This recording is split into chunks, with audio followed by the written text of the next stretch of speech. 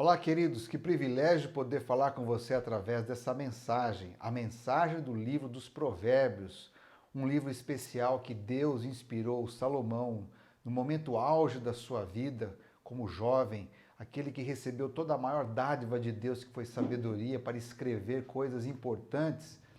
Evidentemente que nós, nessa série de estudos, Transforme a Sua Família até sexta-feira, é algo maravilhoso saber que Deus está ao nosso lado, concedendo-nos a sabedoria para lidar com questões tão importantes como a nossa família, o bem mais precioso que Deus concede a nós. E os desafios, como pais, como educadores, são imensos hoje, porque vivemos uma sociedade com muitas opções, com muita competitividade, com muitas nuances de ideias e ideologias que dificultam muitas vezes o bom diálogo na família. Mas, portanto, nós cremos num Deus que está disposto a capacitar a cada um de nós para lidarmos e ajudar nossa família a ter saúde mental, emocional, física e espiritual. Eu convido você agora a abrir a palavra de Deus no livro dos Provérbios, capítulo 8, e convido também você para fazer uma oração comigo nesse momento. Querido Deus que estás nos céus, em tuas mãos nos colocamos nesse momento, porque a tua palavra que traz vida, que traz sabedoria, que traz orientação e base para a nossa estrutura familiar. Senhor, conceda-nos sabedoria, nos dê a unção do Espírito Santo para entender corretamente o nosso papel como homens e mulheres nessa sociedade, para nós entendermos o nosso papel como pais, sabermos como utilizar das ferramentas da sabedoria para edificar uma casa sábia, inteligente, humilde, bondosa, onde as verdadeiras virtudes possam ser cultivadas e estabelecidas. Abençoa-nos nesse estudo, Senhor, em nome de Jesus. Amém. A Bíblia é um livro muito repleto, formado por 66 livros, como diz a Bíblia cristã. O livro dos Provérbios faz parte daquilo que nós chamamos dos livros poéticos, que são 5 livros poéticos. Nós temos o livro de Jó, o livro dos Salmos, o livro dos Provérbios, o livro dos Eclesiastes e dos Cânticos dos Cânticos. Esses 5 livros poéticos temos lições importantes. E o livro de Provérbios se destaca por ser um livro de sabedoria com seus 31 capítulos. E, portanto, eu sugiro que você diariamente leia um capítulo de Provérbios e anote as ideias, as sugestões, os conselhos que Deus registrou através da pena de Salomão, escrevendo isso há muitos anos atrás, mas que até hoje são palavras de vida que podem trazer grandemente sabedoria para nós. O livro dos Provérbios, nessas informações que nós temos aqui, ele tem o capítulo 8, que é o chamado da sabedoria. E no estudo de hoje, o nosso tema é: que linguagem a sua família fala? Essa é uma parte importante porque todos nós temos uma linguagem dentro de casa. E é muito conhecido na nossa geração o famoso livro do escritor Gary Chapman, que nos diz as 5 linguagens do amor. O amor é uma linguagem geral que é para existir em todas as famílias. E a palavra de Deus fala muito do amor e todos nós já temos uma experiência do que é o amor e como que o amor se projeta nas pessoas. E dentro dessa pesquisa de Gary Chapman, ele destacou 5 elementos que identificam bem essa linguagem do amor, onde as pessoas se comunicam. Ele diz, por exemplo, que a primeira linguagem do amor são palavras de afirmação, ou seja, os elogios que nós fazemos, as palavras de apoio que nós oferecemos a pessoas que são movidas por palavras de afirmação, por boas palavras, por elogios que ajudam ela. Essa é uma linguagem de amor. Uma segunda linguagem são atos de serviço. Pessoas que entendem amor quando alguém faz alguma coisa, quando uma pessoa ajuda na ordem da casa, na limpeza, no trabalho, aqueles que fazem o seu melhor naquilo que se ocupam, mostrando assim o seu amor para com a pessoa. Uma terceira linguagem é a linguagem de tomar tempo juntos, de caminhar junto, de companheirismo. Essa é uma linguagem muito importante porque há pessoas que têm necessidade de expressar a sua amizade, de tomar tempo juntos para conversar, para fazer as coisas. Isso é uma linguagem muito importante para ela. Uma quarta linguagem são os presentes. Os presentes é algo muito importante, porque tem pessoas que entendem que você a ama ou ama quando recebe um presente, quando você oferece um presente para ela. Aquilo é uma demonstração de amor, de carinho, de respeito. E a quinta linguagem, segundo Gary Chapman, é toque físico. O abraço, um beijo, um carinho, maneiras de você expressar fisicamente em que essa pessoa entende que é amor. Tudo isso é muito saudável. Nós entendemos na nossa família qual é a linguagem de amor que as pessoas que nós convivemos, elas precisam e entendem amor, e também a nossa linguagem de amor. De que maneira você gosta ou entende melhor as pessoas que expressam amor a você? Você gosta de receber presente? Você prefere mais palavras de afirmação? Você acha que é mais importante a pessoa tomar tempo, dar atenção a você? Você acha que o melhor é carinho, é fazer algum tipo de atividade para você, servir a você? Qual é a sua linguagem de amor? No dia a dia, a família tem muito dessas coisas. Mas o livro dos Provérbios, ele nos dá muitas dicas para que a gente possa expressar a nossa linguagem de amor. Eu gosto muito de uma história do avô, do compositor da famosa marcha nupcial, a marcha de Mendelssohn. Você pode depois acessar a internet e escutar a grande marcha nupcial de Mendelssohn, que faz parte de uma grande obra dele, tem uma parte que é muito usada nos casamentos. O avô dele chamava Moisés, ou Moses. Ele era um comerciante e gostava de trabalhar com vendas. E um dia ele tinha um cliente, e aquele cliente tinha uma filha muito bela, muito bonita. E ele pensava assim, puxa, mas eu gostaria tanto de namorar com essa moça. Só que Moses Mendelssohn era um homem que tinha alguns defeitos físicos. Ele era uma pessoa muito corcunda, ele não tinha nenhuma beleza física. Mas um dia ele teve coragem e chegou para entregar as suas mercadorias naquele comerciante na Alemanha e disse assim para a moça, olha, você sabe como são definidos os casamentos? Ela falou, não sei como é isso. Olha, são definidos lá no céu. E Deus, ele fala assim, olha, você que é muito bonito, vai casar com esse aqui que não é tão bonito. E em um determinado momento, Deus falou assim, puxa, a filha ele disse o nome da pessoa, ela vai nascer muito feia, não vai ser uma pessoa bonita. Então, um outro disse assim, não. Aliás, o meu pai disse assim, não, Senhor, não deixe que ela nasça dessa maneira, não. Deixe que eu fique corcunda e que ela seja bonita. E foi dessa maneira que Moses Mendelssohn pediu aquela moça em casamento. E ela aceitou. E foi nessa maneira que Moses expressou sua linguagem de amor e conquistou aquela moça e casou-se com ela. E ele, mais tempos mais tarde, o seu neto foi aquele que escreveu uma das grandes obras musicais, onde nós temos essa marcha que tem abrilhantado e dado abertura a inúmeros casamentos, principalmente na entrada das noivas. Eu pergunto para você, de que maneira você está usando a boa linguagem do amor dentro da sua casa? Para isso, eu convido você ao livro de Provérbios, no capítulo 8, porque esse capítulo é um convite para nós entendermos a sabedoria. A sabedoria de Deus, ela que nos vai proporcionar condições de entender mais claramente quem nós somos, que linguagem devemos usar no nosso convívio de família. Então, a primeira parte desse capítulo, do verso 1 até o verso 11, fala do clamor da sabedoria. E diz assim, a sabedoria está clamando, o discernimento ergue a sua voz, nos lugares altos, junto ao caminho, no cruzamento, ela se coloca. No lado das portas, à entrada da cidade, portas adentro, ela clama em alta voz, dizendo, a vocês, homens e mulheres, eu clamo, a todos levanto a minha voz. E diz, vocês, aqueles que são mais inexperientes, adquiram a prudência. Vocês que faltam de inteligência, venham buscar bom senso. Ouçam, pois tenho coisas importantes para lhes dizer. Os meus lábios falam o que é correto, a minha boca fala a verdade. Todas as minhas palavras são justas, nenhuma delas são distorcidas ou são perversas. Para os que têm discernimento, elas são todas claras e retas para quem tem conhecimento. Prefiro a minha instrução, ou seja, prefiro a sabedoria do que a prata, e prefiro o conhecimento mais do que o ouro puro, pois a sabedoria é mais preciosa do que os rubis, e nada do que vocês possam desejar pode se comparar à sabedoria. Então aqui está o primeiro clamor da sabedoria, que a gente busque ela de todo o coração. Buscar sabedoria é buscar a Deus, é conversar com Deus, é pedir a Ele que dê para nós sabedoria.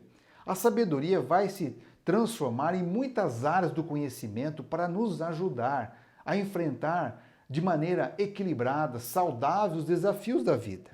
A segunda parte desse capítulo, do verso 12 ao verso 21, ele descreve o que é a sabedoria. Ele diz assim, ó, eu, a sabedoria, moro com a prudência. Então você já percebe que a sabedoria tem a ver com prudência. E tenho conhecimento de que vem o bom senso. A sabedoria é uma união de conhecimento com bom senso, saber se colocar. E aí vem a importância de se interessar em conhecer na linguagem de cada um dos filhos da família para conversar com eles. Temer o Senhor é odiar o mal, isso é sabedoria. O orgulho, a arrogância, o mau comportamento, o falar perverso, tudo isso é falta de sabedoria. O meu conselho é sensato, diz aqui. A mim pertence o entendimento e o poder.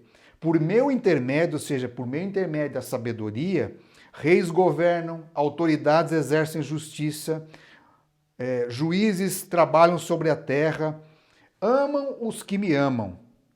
E quem me procura, encontra. Comigo estão a riqueza, a honra, a prosperidade, a justiça, e essa justiça é duradoura. O meu fruto é melhor do que o ouro, e o que ofereço é superior à prata escolhida.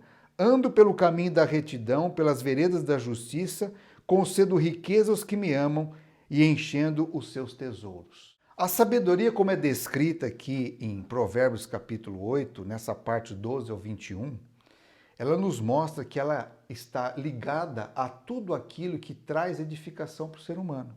Então a sabedoria ela está com a prudência, ela está com conhecimento, com bom senso, ela está com conselho sensato, ela está com entendimento, com um poder que traz bom juízo, bom governo, excelente forma de trabalhar com a justiça.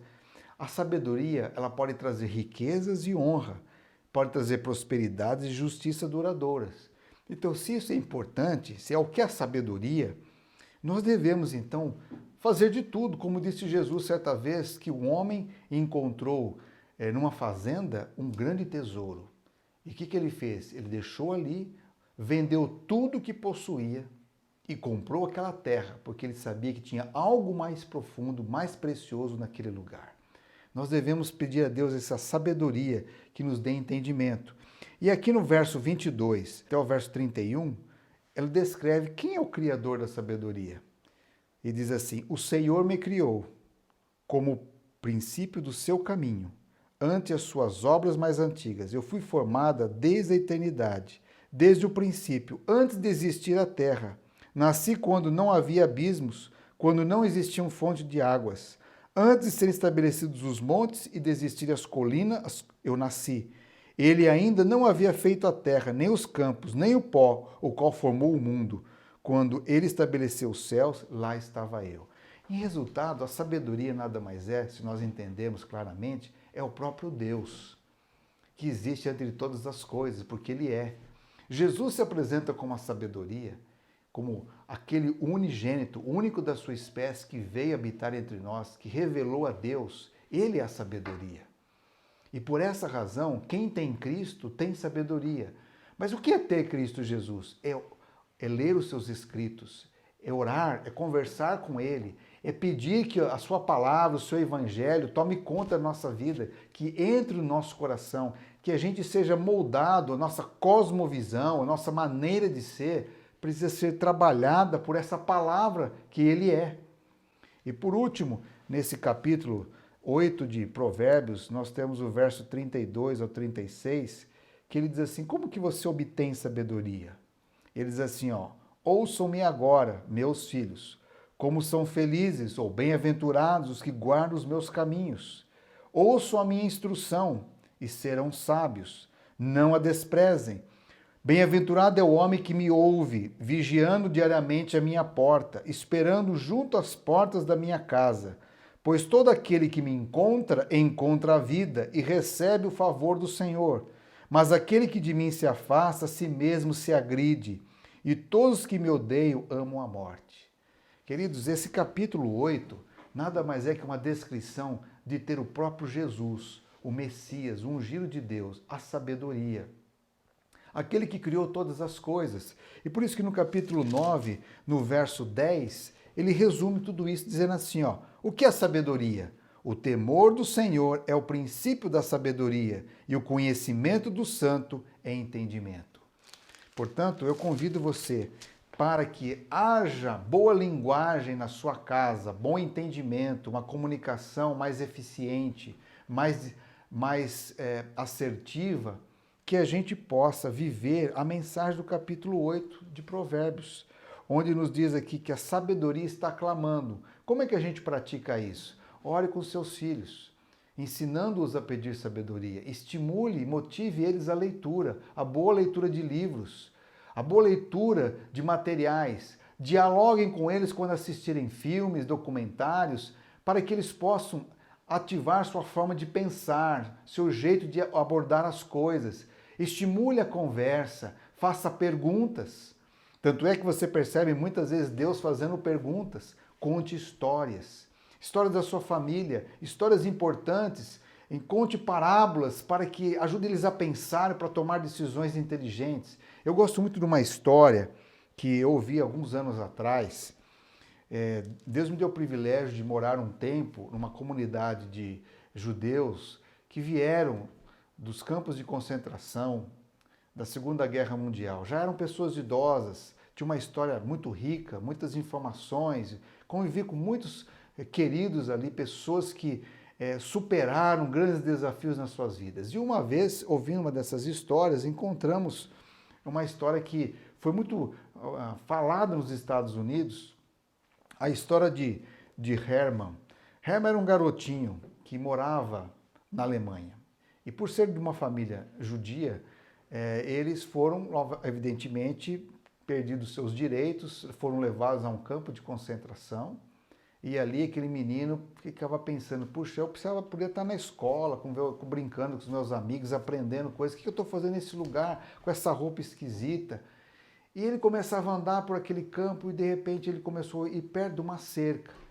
E quando ele estava ali na cerca, olhando para aquela natureza, vendo toda aquela situação toda, terminando ali a parte do inverno, começando a primavera, ele vendo tudo aquilo, de repente ele vê uma menina. E essa menina vem em direção à cerca e começa a olhar para ele. Ela está do outro lado da cerca. E aquela menina, os dois começam a trocar os seus olhares, mas não falam nada. E a menina tem no seu bolso uma maçã. E ela tira do bolso aquela maçã e rola debaixo da cerca aquela maçã. E ele pega. E para ele, isso é um alimento. Isso é uma coisa maravilhosa, porque ele está num campo de concentração que ele não tem a possibilidade de ter um alimento como esse. E ele comeu aquilo com muito amor, com muita fome. No dia seguinte, ele novamente vai ali, mais ou menos naquele mesmo horário, e a menina está lá de volta e leva outra maçã para ele. E eles vão começando a fazer uma amizade, vão conversando. Em determinado dia ele chega e diz assim para ela: olha, não precisa mais trazer maçã para mim, porque eu vou mudar daqui desse campo. Você transferiu para outro lugar. E aquele menino de fato foi transferido. E o tempo passou, a guerra terminou e Hermann não foi morto, não foi incinerado. Ele sobreviveu e foi levado para a cidade de Nova York. Passados-se alguns anos, um jovem aí, com outros amigos judeus na comunidade, conversando, disse assim: olha, Hermann, você precisa encontrar uma moça para namorar, para casar, você já é um homem adulto, tem que deixar as coisas do passado para trás. E ele foi numa festa com os amigos, conversando, tinha uma rodinha de amigos, e ele tinha homens e mulheres conversando, e cada um contando um pouco da sua história.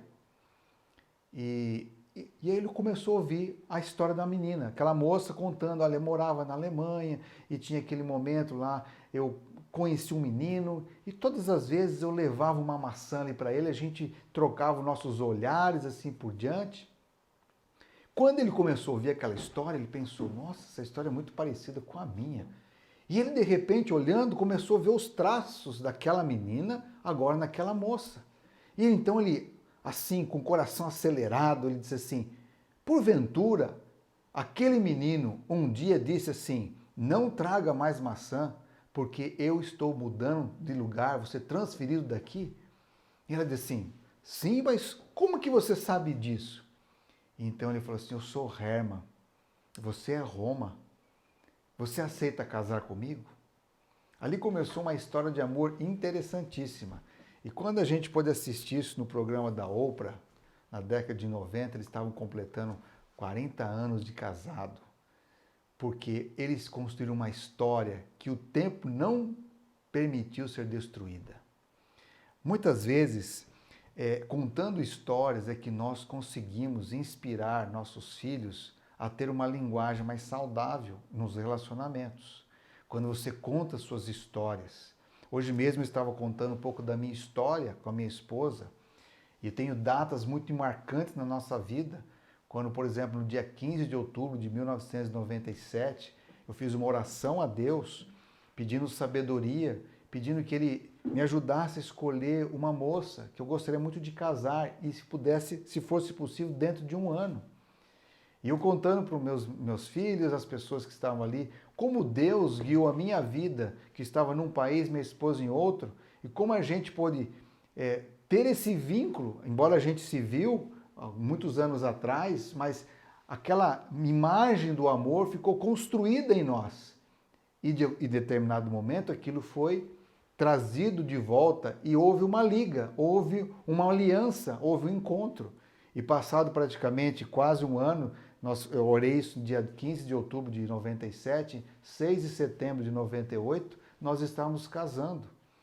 Então Deus tem muitas maneiras de comunicar sabedoria, e entre elas, quando você usa a linguagem das histórias na sua vida familiar.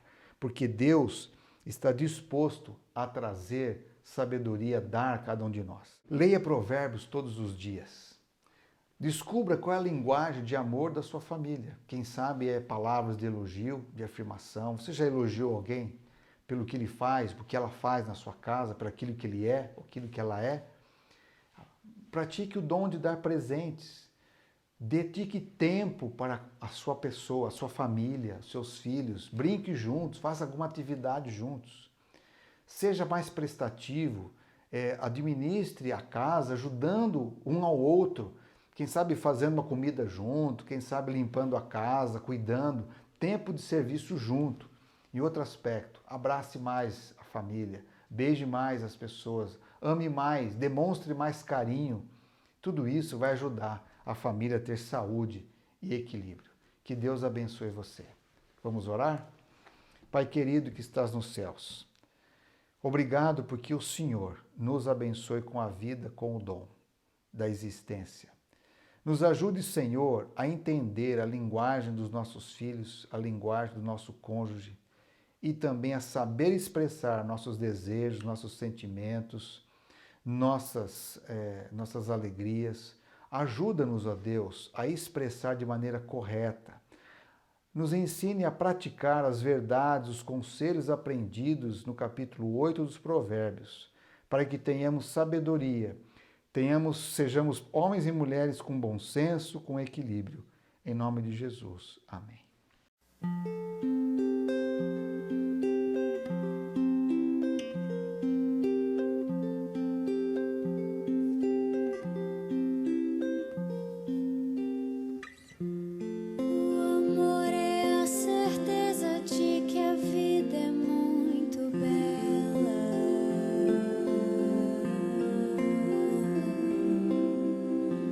Ele é cheio de beleza como flores na